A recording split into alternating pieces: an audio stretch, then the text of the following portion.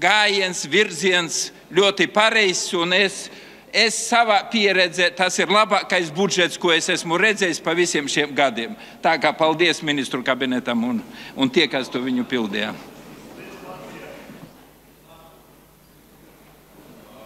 Vārds deputātam Valdim Kalnozolam. Labdien, brāļu māsas! Savu runu šodien vēlētos teikt ar Lūkas evaņģēlijas vārdiem, 11. nodaļas 9. punkta vārdiem. Lūdzat, un jums taps dots. Meklējiet, un jūs atradīsiet. Klauvējiet, un jums taps atvērts. Tie būs mani klauvējieni pēc labas pārvaldības principiem mūsu valstī. Gribētu uzsvērt un izteikt tādu pateicību abrīnu mūsu ministra prezidentam Mārim Kučinskim, kurš, manuprāt, ir pirmais, kurš savā darbībā, runājot ar ministriem, uzsver rīcības plānu, un ministriem jāatskaitās par šiem rīcības plāniem. Un mans uzskats ir, ka ministra prezidenta liktenim jābūt atkarīgam no padarītā, no ilgtermiņa rīcības plāna realizācijas, nevis no politiskām manipulācijām, cik ministra prezidents piekāpsies vienai vai otrai politiskam spiedienam. Tā mēs patiešām sekmēsim ilgtermiņa progresa izaugsmu, prognozējam izaugsmu valstī. Budžeta pamatam jābūt rīcības plānam, ilgtermiņa rīcības plānam, nevis politiskām manipulācijām, kā uz doto brīdi tas ir. Rīcības plānam, kā sasniegt kopīgus mērķus, sapni, vīziju par Latvijas nākotni. Rīcības plānam, kura pamata ir skaidrs valsts funkcijas. Tā kā uz doto brīdi, manuprāt, daudz kas aiziet nezin kam. Vēl es gribētu uzsvērt veselības ministra budžetu, kurš, manuprāt, ir pirmais, kurš sāk tuvoties satversmē rakstītam.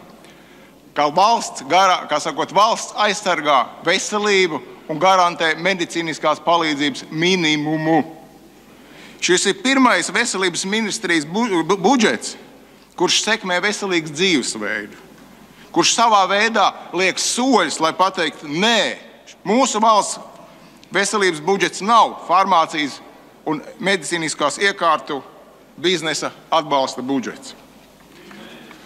Tāpat es gribētu uzsvērt aizsardzības ministra budžetu, kurš nopietnāk un būtiskāk parāda, cik svarīgi mums ir zemesardzes. Neviens cits mūsu Latviju neaizsargās.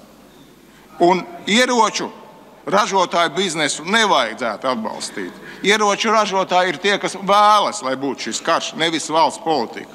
Ieroču ražotāji dažādā ziņā ir vainīgi pie tā, ka mūsu tautsējumniecība stagnē. Un nobeigumā. Nospraudīsim kopīgus mērķus, sapņus, vīzijas par Latvijas nākotni un kopīgi iesim uz to. Mēs ticam, mums izdosies. Būsim saimnieki savā zemē. Aicinu atbalstīt ministra prezidenta piedāvāto budžetu. Vislabāk! Vārds deputātam Igoram Pimenovam otro reizi.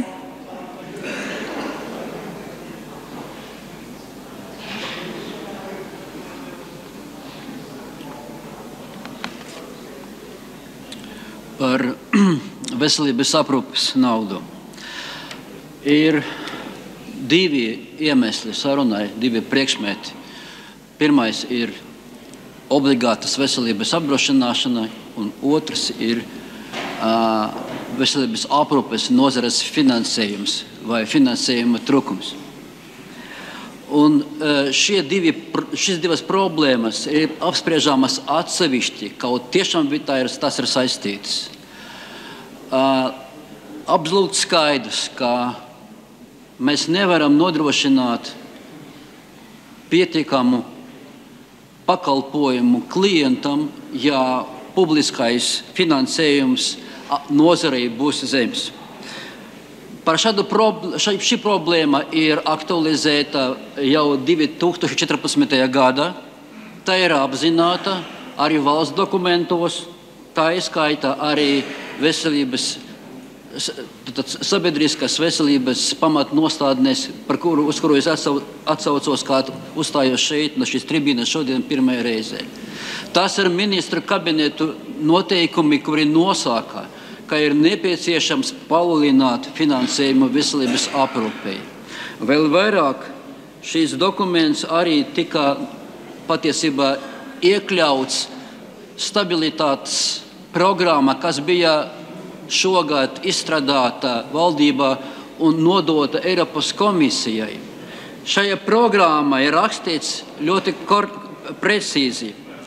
Publiskai finansējums veselībai procentos pret iekšzemes koprodukta ir būtiski zemāks par vidējo rādītāju Eiropas Savienības valstīs un norāda uz nepietiekamu finansējumu nozarei.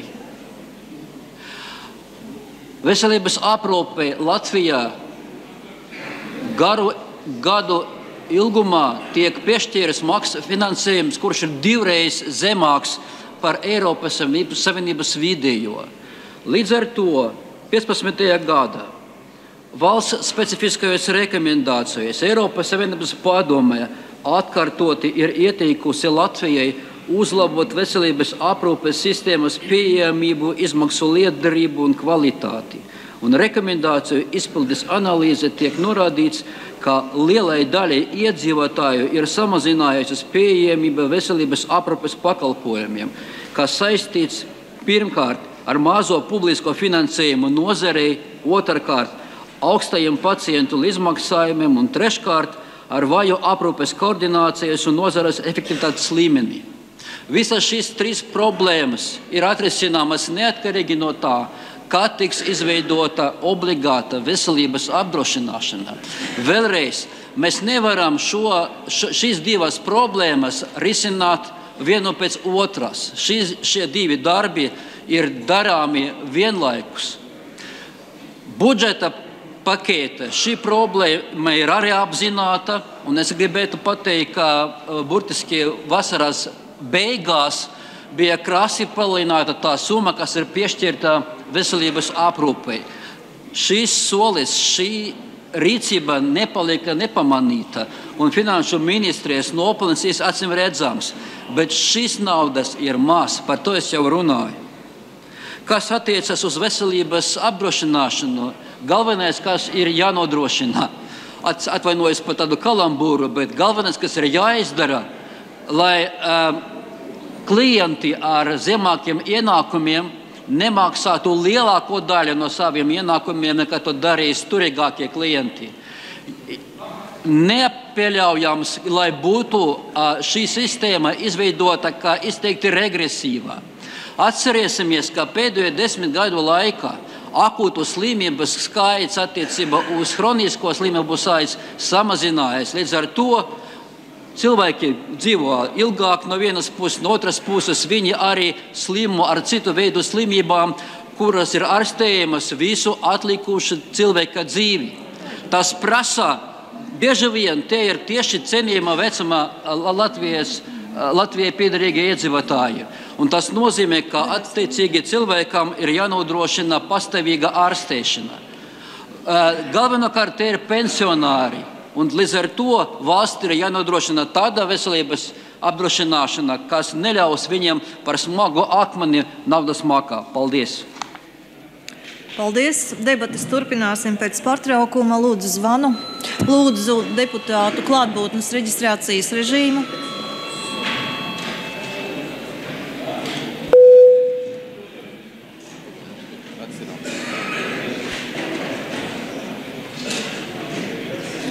Lūdzu rezultātu. Vārds Saeimas sekretāra biedram Gunāram Kūtrim reģistrācijas rezultātu nolasīšanai, ko līdz tie tiek sagatavoti.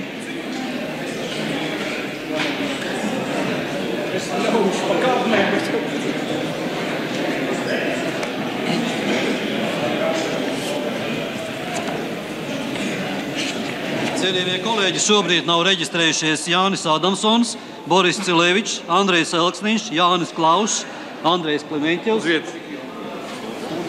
Ines Laizana, Ines Lībiņa-Egnere, Ingmārs Līdaka, paldies, Aleksejs Loskutovs un Romāns Mežeckis, paldies. Paldies! Pārtraukums līdz 14:30.